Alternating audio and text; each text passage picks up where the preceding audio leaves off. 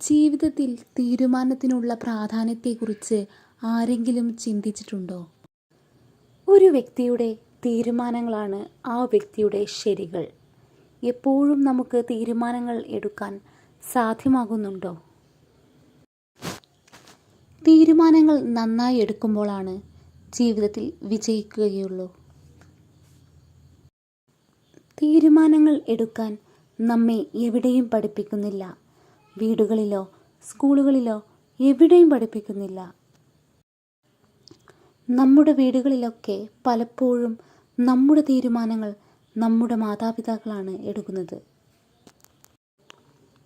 ഇവർ തീരുമാനം എടുക്കുന്നത് മുഖേന ഭാവിയിൽ വലിയ പ്രശ്നങ്ങൾ വരുമ്പോൾ തീരുമാനമെടുക്കാൻ കഴിയാത്തൊരവസ്ഥ വരുന്നു.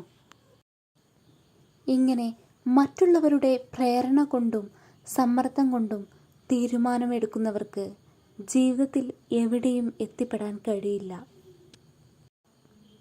തീരുമാനങ്ങളിൽ നിന്ന് പ്രവൃത്തികൾ ഉണ്ടാകുന്നു. അവയിൽ നിന്ന് അതിൻ്റെ ഫലമുണ്ടാകുന്നു. തീരുമാനം തെറ്റിയാൽ ഫലവും തെറ്റും.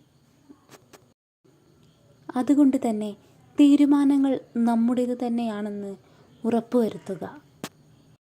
തീരുമാനമെടുക്കുമ്പോൾ ആ തീരുമാനം എടുത്താലുള്ള നല്ല വശത്തെയും മോശമായ വശത്തെയും, അതുപോലെ തീരുമാനമെടുത്തില്ലെങ്കിൽ ഉണ്ടാകുന്ന നല്ല വശത്തെയും മോശവശത്തെയും കുറിച്ച് ചിന്തിക്കുക.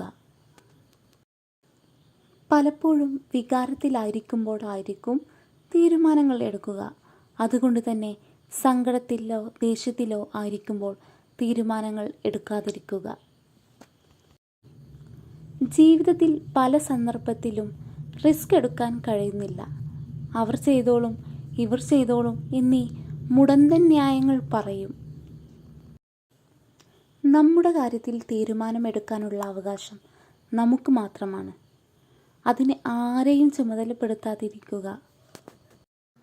ചിലപ്പോൾ ജീവിതത്തിലെ പല തീരുമാനങ്ങൾക്കും പാളിച്ച പറ്റിയേക്കാം. എന്നിരുന്നാലും അത് ഒരു ഓർമ്മപ്പെടുത്തലാണ്. പിന്നീടുള്ള തീരുമാനങ്ങൾ എടുക്കുമ്പോഴുള്ള ഒരു ഓർമ്മപ്പെടുത്തൽ.